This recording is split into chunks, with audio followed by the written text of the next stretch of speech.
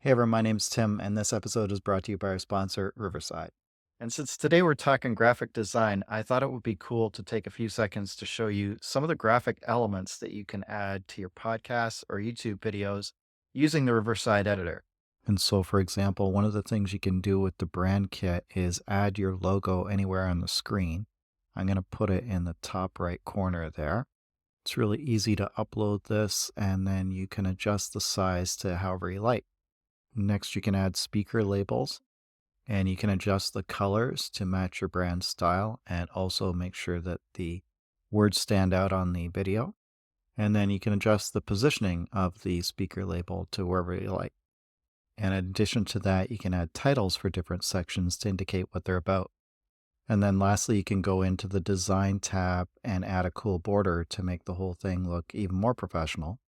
Probably that's going to encourage people to visit your profiles or those of your guests and make it more likely that they're going to give you a follow or reach out about information regarding services or potential collabs.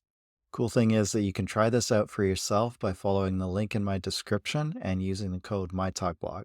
And now on to the show.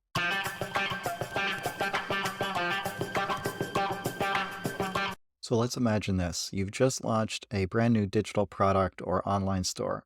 Enthusiasm is high as you get it rolled out there, and people start checking it out, and you even get a few sales out of the gate. But then things start to slow down after the initial splash, and you're kind of left wondering what to do with this thing that you've created. That's where I've been at with my podcast merch store, which I launched close to when I started the podcast. And I think this is a situation that a lot of content creators or entrepreneurs find themselves in at some point. Because let's face it, these days, an online store or digital product is relatively easy to whip up on your laptop in a very basic way. What's hard is to make it good and to generate the traffic that will get you the feedback that you need to continue improving the product or store over time. And the initial challenge in this starts with generating that traffic. Because online stores don't market themselves, they don't generate their own publicity. We have to do that for them. And that's why I was super excited to talk with Grace Clemens for this episode. Grace is a marketing professional with 13 years of experience specializing in digital marketing audits for e-commerce brands. She's led growth initiatives with companies across various industries, and that includes managing digital strategies for projects such as the $100 million X Prize in carbon removal, sponsored by the Musk Foundation. In our conversation, Grace shares some amazing tips that are relevant not only for my merch store, but for anyone with a digital product or an e-commerce idea that they would want to market via digital marketing. Seriously, you're going to want to have a notebook for this one. So grab that and let's get into it. Hi, Grace. Welcome to the show. Thanks for having me. Yeah, it's great to have a chance to talk with you. I've been excited because, as you know, I have a merch store connected with my podcast. I think merch stores are one of the lowest barrier to entry forms of monetization you can do with your podcast. So I got that going early. I had some fun creating some designs. I'm at that point where I'm not exactly sure where to take it next. And so having a chance to talk to someone who's a digital marketing expert such as yourself, it's a really great opportunity, and I'm looking forward to what you have to say. Yeah, absolutely. And I've had the look through in terms of your website and your social media and the merch store, as well as your resources. You have some great resources on there. Amazing. And I'll go through a couple marketing ideas that I had, as well as some more sort of niche things as well. So I think the Excellent. number one thing that I noticed about your social media content with the merch store is that you're not wearing your t-shirts in any of your content. That's a good point.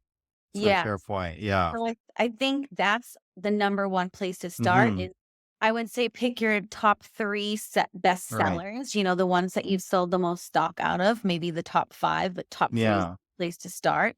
And those are the ones you want to order samples of and Right. make sure you're always wearing at least one of your Yeah. products in your video, because if people see you wearing it, then they're Right. more likely to say, "Oh, I can see myself wearing that." Especially Yeah. that's one of my questions is, who would you say your audience is for these short t-shirts? Does it fall right into content creators only? I know you said you were Yep. targeting digital photographers. Who's your audience? Yeah. That's great. Great question. I started out doing photography mainly for designs because that's what I was sharing mainly on Instagram. And then as a creator, I migrated into doing podcasting and YouTube and more forms of content creation. So I started broadening the focus for the shirts as well.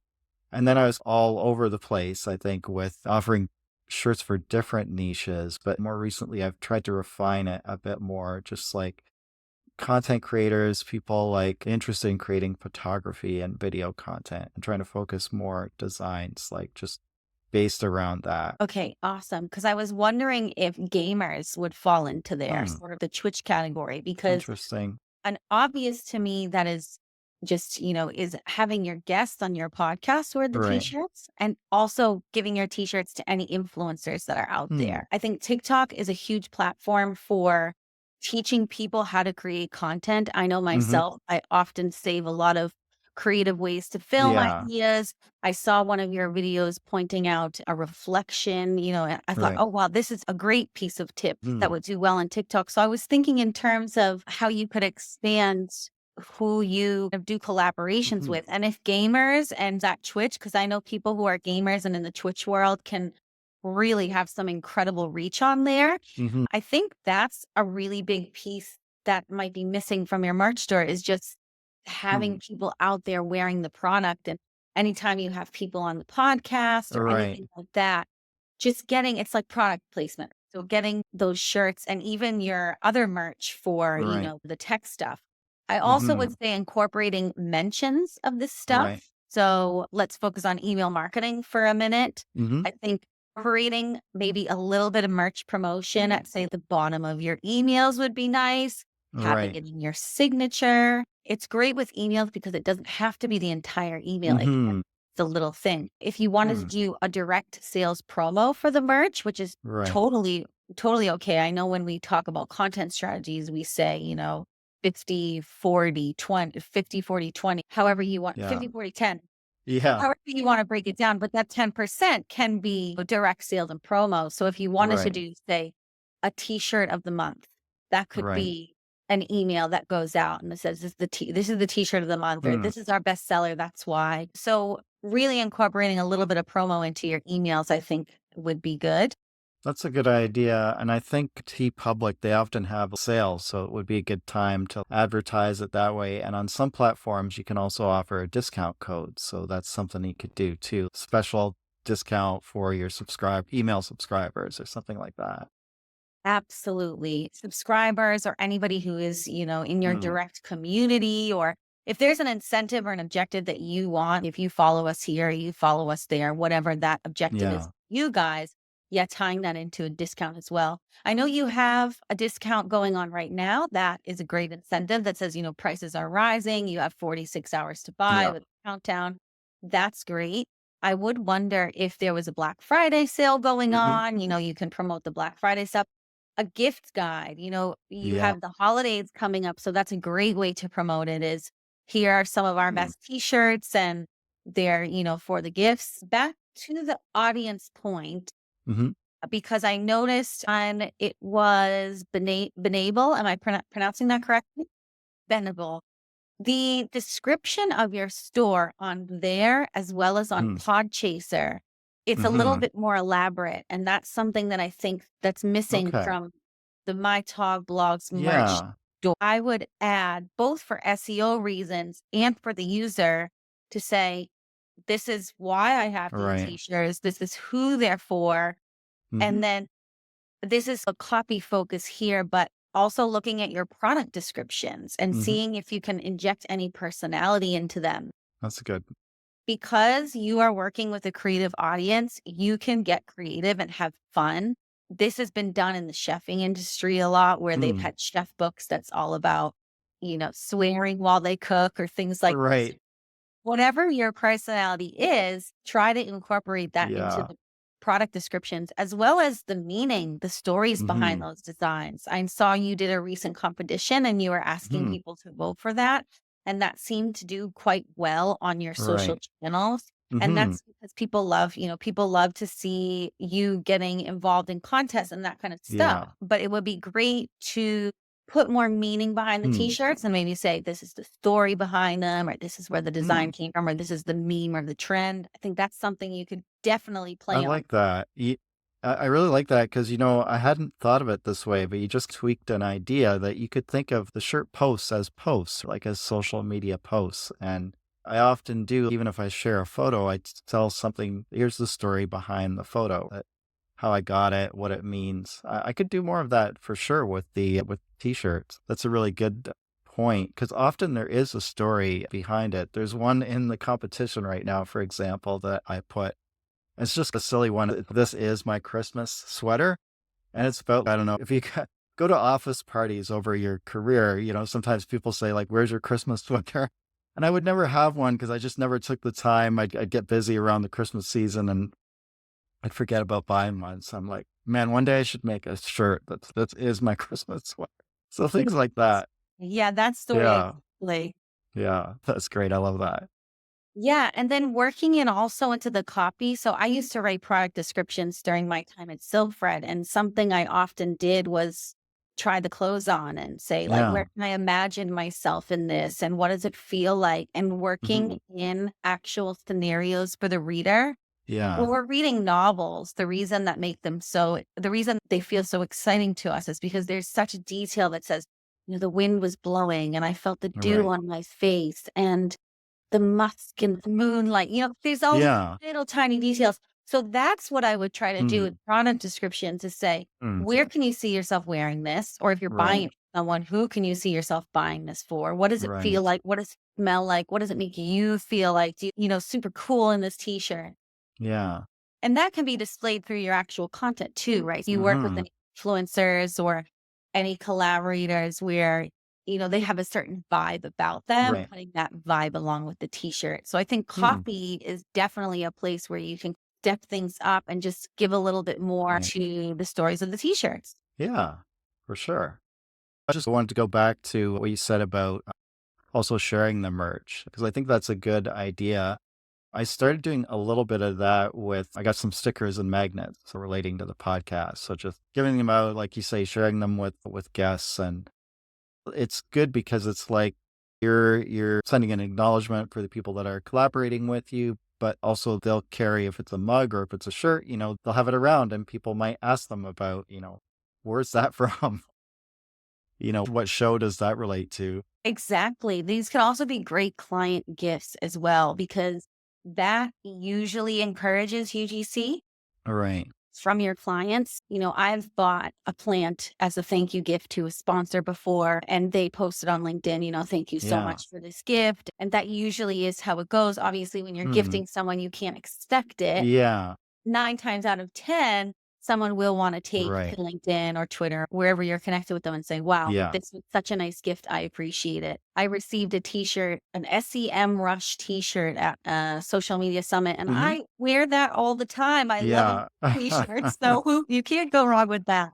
Same here. I got one. I did a collaboration with Dehancer, and they sent me a T-shirt, and I'm like, oh, I wear it a lot too. Yeah, exactly. So I feel like sending them to your clients is another great kind of, Yeah, gifting way to encourage content. I think also taking a look at your e-commerce imagery, I think yeah, this will be two birds, one stone when you start taking pictures of yourself or somebody else or getting content with the t-shirts in them. But something that really stood off the bat for me was I can't see any pictures of people actually right. wearing t-shirts. When I'm shopping online for e-commerce, you'll notice sites like ASOS, they have a front, Yeah, a side, a back, they have a flat lay, they have right. video now. That's even important. And for me, especially with accessories and clothing, seeing the size of it on a person Hmm. really does make a difference because you can see, okay, that earring as a flat Yeah, lay, you can't tell the size that's unless right. it's on it. The same idea with the e-commerce going hand in with the detailed copy. Hmm. It's really what we want to give people the experience is that we want to be able to experience a product before it comes off the Right. screen. And that's the hardest part. We have to Yeah. sell smell, we have to sell touch, all of these things. Hmm.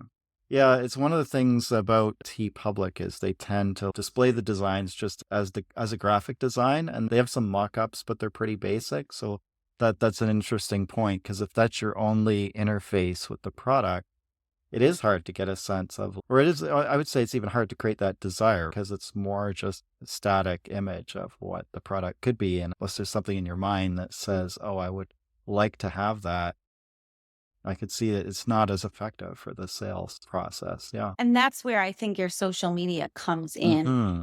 If you're not able to override that feature of the Right. e-commerce issue on a third party site, which is reasonable that happens, Yeah. that's where your social and your personal Right. content, your brand's content gonna really fill in the blank.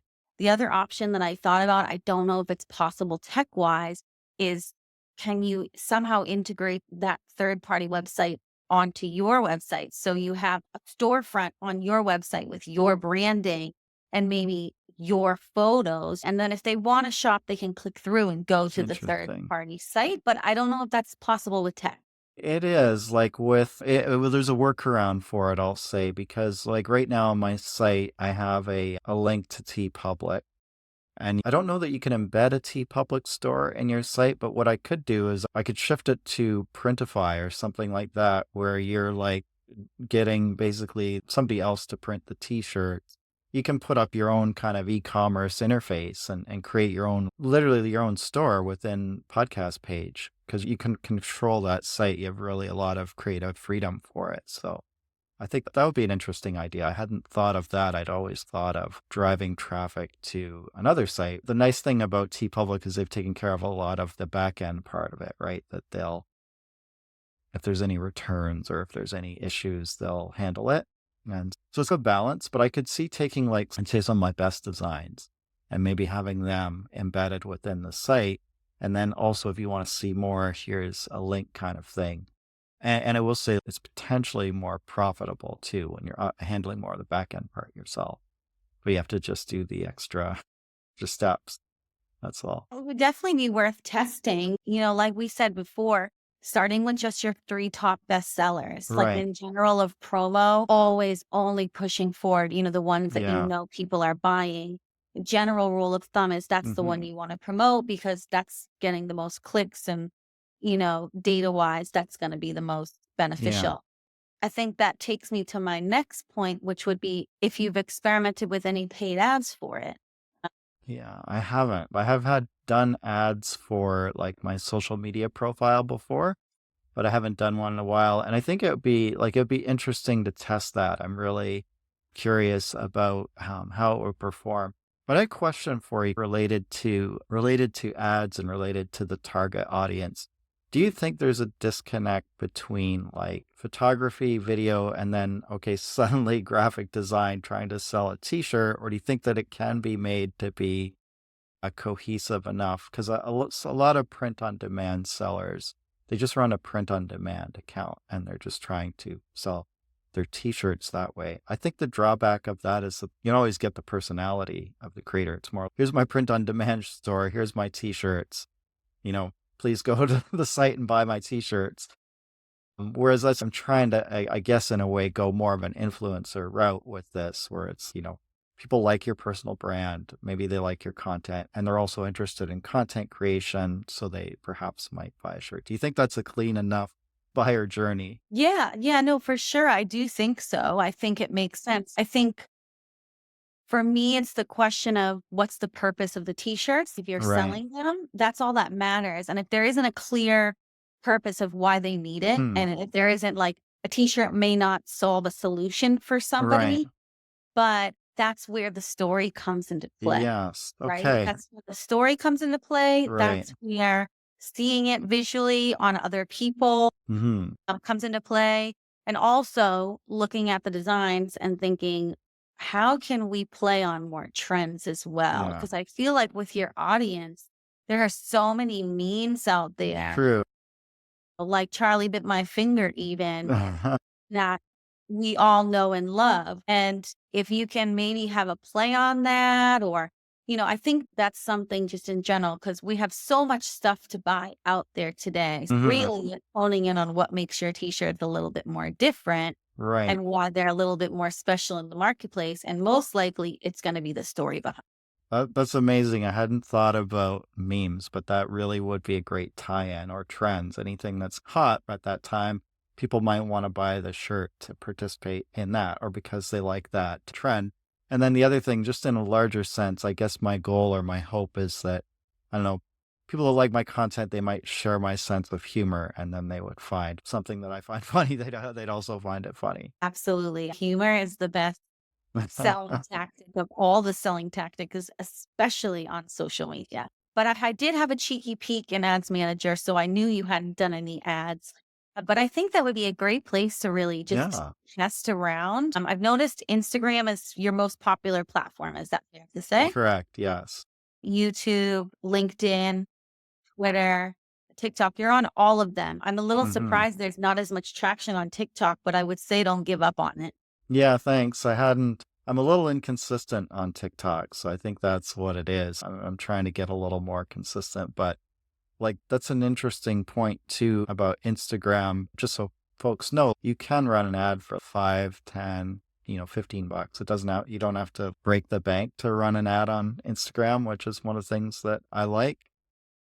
Some other platforms, I think X app, they have a higher minimum threshold for ads, so it's a little bit more investment. But yeah, I do like that idea about Instagram. And the other thing that I think is good about merch that other people might want to consider is that if you do get big enough on Instagram or TikTok, you can have a shop and then shoppable products. And I think I could probably even do that now with Instagram. Like you said, if I bought one of my own shirts, wore it, and you could do like tag the product in the post. So lots Yeah. of good options there. I'm getting lots of good ideas here. I'm glad. And honestly, paid ads are the best way to get any data. And like you said, I usually do when Yeah. I'm testing $1 a day for 7 to 10 Yeah. days, just to get Right. feel for what's working. And that e-commerce imagery that we were talking about, that's really where you can get your answer. You can do an Right. A/B test and see which ad performs better. If Yeah. the original e-commerce image does better, then that's your answer. And my Yeah. theory trumped, but if it wins, then I've got proof. The beauty of this too is that's my content is I like to just test different things. The almost like a theme of my channel. Let's test this thing and see what happens. And I think ads is a really good idea. So it's like I could test it and then make content about how the test went. And so it's you're getting two things done at once. Yeah. And Two then birds, one in it stone. exactly, and they both in a way become ads, right? Or Yes, and it content marketing. never hurts to have that extra data too. Yeah, absolutely. So something else that kind of falls under collaborations would be giveaways, which is I'm wondering if you've done any giveaways? I haven't. I like that idea too. Do you have any platforms you recommend to organize those? Not necessarily. It's really about which platform you have the highest audience, and usually that's going to be Instagram for you because that's Uh, where you get the most engagement. yeah. So it's the question of whether or not you want to collaborate with the giveaway and maybe team up with a brand, an Mhm. influencer, or you just do it solo and say, you have to follow me and that's it. Right. The plus of working with someone outside of just yourself is that you have immediate audience exposure and trust. So I feel like a giveaway is usually you're going to get higher reach when you do work with another Mhm. relevant brand or any sponsors that you may have as well.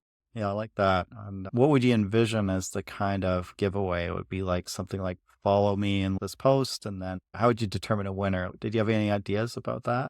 I'll have to check which websites. I know there's a website that I used to use where you just take all the names and it randomly selects Oh, I see. Yeah. ethical win. Right, That's right, but I always say no more than 3 steps to enter a right. petition. Yeah. What is your end goal? And that's going to Mhm. determine what those steps are. So an obvious would be follow, like this Yeah. post, and share it. Yeah. Sharing is a great one because that's usually how things Mhm. spread. But the other idea being is, comment with something, asking your audience something that might answer a future question Oh, for yeah. you or create Interesting. content inspiration. So Love that. comment with your favorite content creator It's tips. like a Well, yeah. poll. Yeah. It's like a goal. But even Biggest challenge, right? You could say, "What's your biggest challenge?" And then you based on that data, you've got content ideas. exactly. That's the beauty of it. So asking a question that benefits the Yeah. viewer and yourself so you can get some fun content out of it or some sort of conversation going. Yeah. And then Listen, obviously a free prize would be one of the t-shirts. And then if you can always say, tag your brand who you think would love this t-shirt or something. Anyway, to get people I sharing. like that, and it brings people into the community in a way, right? You're getting more people to participate in the community. Somebody wins the shirt, they probably become even more of a loyal subscriber and all that. And they'll probably post something saying, I won this shirt. Right. Get yours here. Maybe you can even give them a discount code to share. People do Yeah. love to have personalized discount codes. Right. Obviously, depends on your profit margin. If you feel like that's Mhm. worth giving a discount. Hmm. Another thing that kind of is back to the discounts, but Yeah. bundles. If you have any buy two, get one free, buy two, Right. get 50% off. Or is there, if you're a podcast follower, or if you're a Mhm. VIP podcaster in the community, you get this amount percentage off or anything like that. Right. You get, maybe you get behind the scenes of podcasts. So perks Mhm. can also be outside perks of, rather than a Right. product, but better customer service or a free audit or Mhm. something that you can provide to them. Yeah. Yeah, that's a great idea. Yeah, for sure. And then do you ask anyone for UGC now as it is? What's your kind of UGC I strategy? haven't, because I haven't done any giveaways or anything like that. I guess I haven't had as much opportunity for that, but that'd be interesting too. What I was going to say about the idea you just mentioned there with the giveaways, I think sometimes creators think of this in terms of the cost, right? Okay, if I run a giveaway, there's a cost to it for the product, sending it, all of that. But just the things that you mentioned, I think is worthwhile for people to think about because there is a cost involved in creating content. There's a cost involved in if you're just trying to promote that content, with your time, whether you're commenting on other people's posts or whether you're, you know, trying to be more consistent in your post output, to ramp that up. So it is, you have to think of, I guess what I'm trying to say is think about cost effectiveness holistically because you just shared a great example where someone would wear the shirt, they might share it, their friends might share it. And when you start to think about it this way, it's okay that maybe that is, $20, $30 well spent. 100%. The way we all look at it really is an investment, right? And the whole question of marketing is we can invest our money in a ton of things, but what's the Right. best thing to invest it in? Especially for smaller companies, we have a smaller budget. We have to be super particular about what we spend our money on. Hmm. I would always stop and ask yourself, what's going to bring me the most ROI and the most long term impact? Yes, it costs money to do PR, but Hmm. that ROI, every Yeah. time, say, there's a dog food company on Twitter that sends people they send them a gift when their dog passes away if they're a customer. And it's such a genuine gesture. Yeah.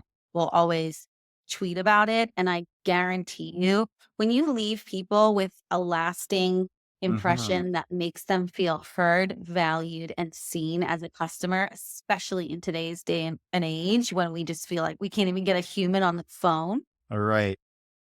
That lasting impact that you're making on a customer is totally worth $20 because they are going to spend another, say 2000 in a year. I know myself personally, if I go to a certain shop and Yeah.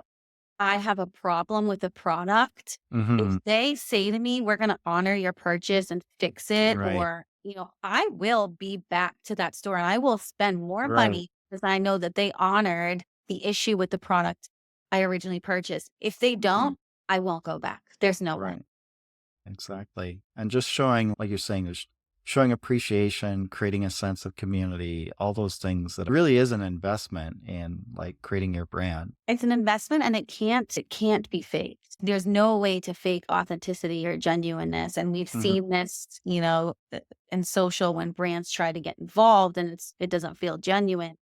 That's all it comes down to. And these kind of gestures are the most genuine, I find, where it's literally just doing something nice for your customer, saying, I know you're having a hard time. I'm going to give you a discount just out of kindness. Obviously, you can't do that with everybody, but Right. usually you can gauge, what's an appropriate situation. Hmm. Something I have encouraged companies to do is set a monthly budget for their employees to gift to their Hmm. customers. and say, oh, you had an issue with this or whatever it may be, Right.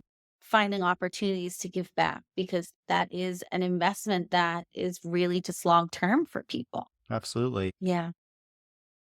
So, one other thing I would say is if there's any sort of seasonal drops or limited editions that you can cause some sort of excitement around. I feel like limited edition is a psychological one that really always works with marketing. Yes. We've dropped this meme. It's only available for the next 48 hours and we're only selling 50 of them. I think that could be Interesting. an interesting tactic of we've made this shirt, it's custom and it's Hmm. never being made again. That's very interesting. I so rarely see that with print on demand, but it is a very interesting approach because I know I know that who among us hasn't been sucked in by those ads where it's 10 minutes left. This offer is going to expire, and yeah, and it's the same idea. It works on the same principle. Yeah, it works well. And obviously, with clickbait, we like to keep it a little Right. old. But with limited edition, I know for myself, it works on me and I'm a marketer. So just round up all the points so far because we've covered most of them, but bundles and discounts, Yeah. UGC, email marketing, seasonal drops and limited editions, Yeah. merch stories. So stories behind your products, collaborations, paid ads, and giveaways. And Amazing. the most important one is product placement, I feel, in terms Right. of making sure we get your t-shirt seen lots of people. Amazing. Well, Grace, you've given me like so much food for thought here. I was wondering if you could tell us a little bit more about your background, because this has been some amazing advice, and you're obviously, helping a lot of people out there. If people want to connect with you and learn more, or if you could just maybe start by telling us a little bit about how you help other creators. Yeah, sure. So I'm a digital marketer of 13, almost 14 years. I can't believe it. I've been around since before Facebook ads even existed, but I studied at Queen Mary University of London, did my thesis on consumer psychology and social media, and went right into B2B marketing from the get go. I was doing B2B marketing for about 3 years, and then I moved into fashion and did digital marketing and fashion for four Hmm. years helped take a company 5 times growth within those 4 years and then went freelance after that. I had a couple freelance jobs in consultancy in between there as well. Then I was picked up by X Prize, which is a Hmm. nonprofit, and I oversaw the launch of the $100 million carbon removal, which was Wow. sponsored by Elon Musk. That was probably my largest project to date. And since then, I've done audits and strategies for tons of different types of companies. Mainly e commerce is my focus, but I just finished a book launch strategy that went Mm. really well. I've done a lot of industries, but e commerce is Hmm. my focus. So, right Cool. now, I'm offering digital marketing audits for social Hmm. media and email marketing. You can find that on my website at gracieclemens.com. I also offer marketing strategies and consultancy. I also offer email copywriting, but that's a side service as well. But if you're interested in connecting with me, I'm on LinkedIn/Grace Clemens or again, gracieclemens.com. And you can have a look at my services, my client reviews. I even have some resources on there as well and a Awesome. blog and some case studies. So feel free to connect or reach out anytime. Excellent. Amazing. I really have gotten a lot of good ideas, things I hadn't even, reflected on before. So I really appreciate you spending some time with me today and encourage folks to check out your site and your services. Yeah, thank you so much. It's been an absolute pleasure brainstorming with you. It's always helpful to have a fresh set of eyes on your content because when we're in it, it's hard to see outside of it. So I'm really glad I Absolutely. could help. Absolutely. Thank you. Okay, well, that was quite the truth bomb that Grace dropped right out of the gate there about wearing your own designs in your content. It's like, boom. But it's true. If you want other people to believe in your product, then you need to show that you believe in it as the creator. And as Grace said, this is not only good for your brand image, but it's also a good form of organic online advertising.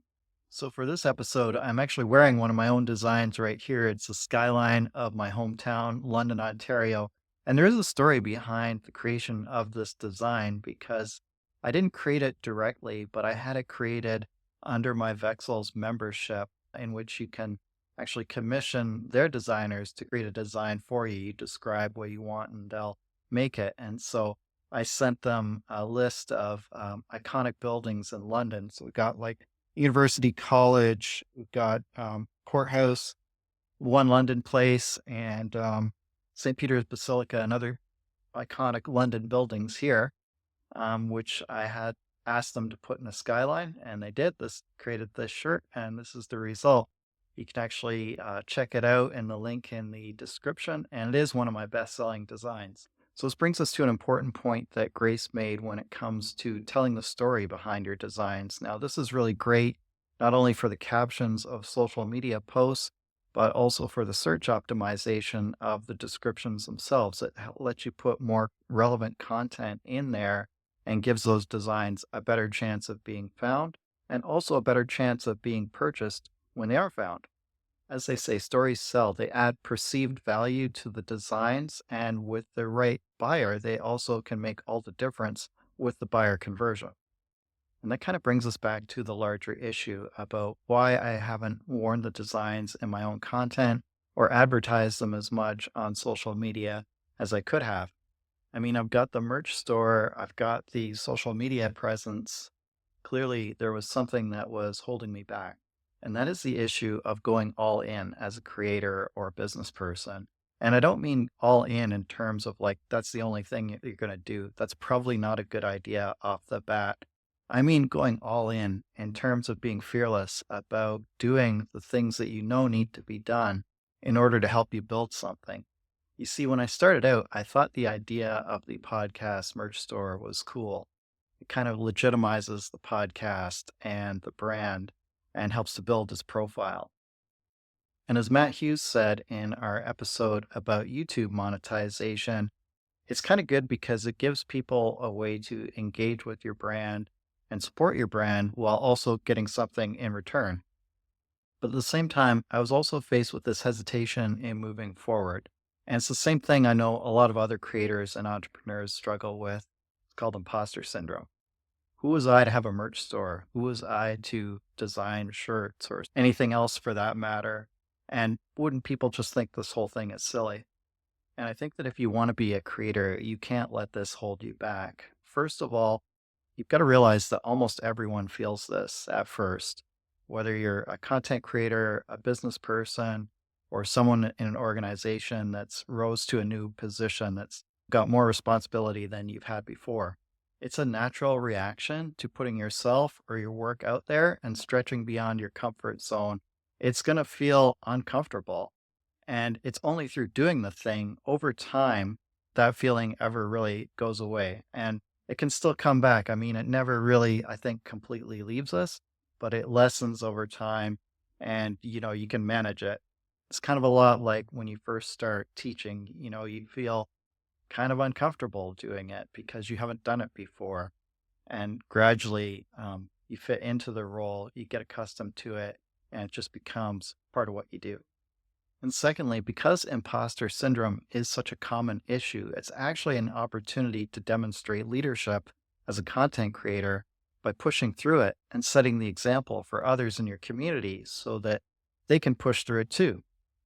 Okay, so let's round this out with where I think that a merch store fits within the broader monetization strategy for a podcast or YouTube channel. So, as I've joked about before, your merch store is probably not going to be part of your retirement strategy. If you think about it, with TeePublic, the average sale commission that you get is between $2 and $4. So, even if you made like 250 sales within a year, you're probably only looking at $500 to $600 in revenue.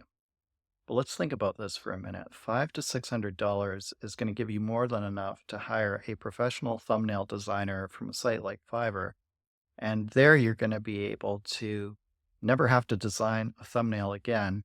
The thumbnails you do use are going to probably produce better results than what you're able to produce yourself, unless you're actually a graphic designer, have a lot of experience designing YouTube thumbnails. So you're going to get better results on your videos, more click throughs, more time. And then when it comes to something like AdSense, once you've got AdSense revenue coming in, you've already got your thumbnails taken care of. You can actually use the AdSense revenue to do something like hire a video editor, which is going to free up even more of your time going to produce better videos and going to help you focus mainly on things like strategy and ideation and the key things that can help to keep scaling your channel up. And so I think that one of the mistakes that part time creators make sometimes is that they want to go from nothing to having a big full time income off of YouTube or their podcasts. And it's just not realistic. If you want to get to that upper level, you've got to start somewhere down here, somewhere where you're taking the initial revenue that you're getting from the podcast or YouTube channel and investing it in infrastructure that will actually build the foundation of something that can be scaled up to something higher because now you've got a team behind you. And it is going to take realistically a team to get to that level. If you look at all the big creators, almost all of them have some kind of team that they're working with that helps them do all of the things that they need to do to produce content at that level and scale. And so, what you could imagine here is a multi pronged income stream approach where you've got things like the merch store, affiliate sales, sponsorships, AdSense revenue, all kind of feeding into providing you with the resources to get these team members that can help to scale things up. Or if nothing else, these kind of monetization options are going to give you options as a content creator because if you want to dial back your own amount of time that you're spending on your podcast or YouTube channel, having access to team members who are familiar with your content and how you work is going to make it easier for you to do that. And it's going to help you maintain consistency over time, even at times when you yourself can't spend as much time on the podcast, for various reasons that we all have those reasons that come up. And so this is really a great part of the solution to that. But monetization is only one aspect of growing a successful podcast or YouTube channel. And if you want to learn more about three other aspects that I talk about, then you're going to watch this next video here called Save Your Podcast, where I go into other things that'll help you in the future. Thanks for watching. I hope you enjoyed this episode, and we'll see you in the next one.